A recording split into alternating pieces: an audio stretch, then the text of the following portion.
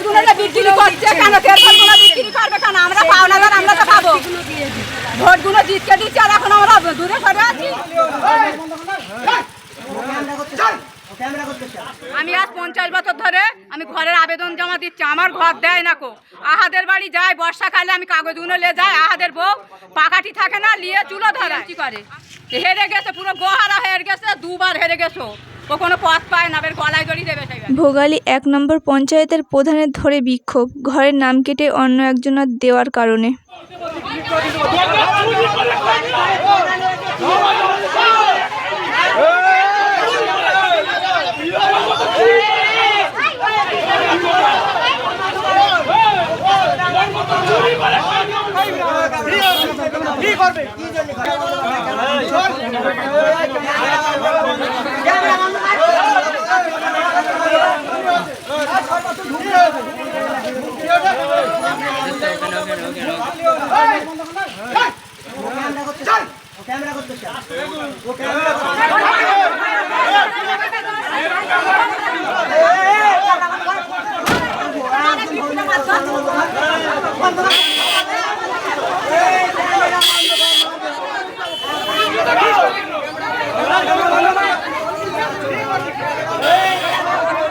আমার ছেলে নেই, স্বামী নেই, আমি গরিব। হ্যাঁ, আমি কাপড়ের ব্যবসা করে খাই, কাটা শাড়ি ব্যবসা করে খাই।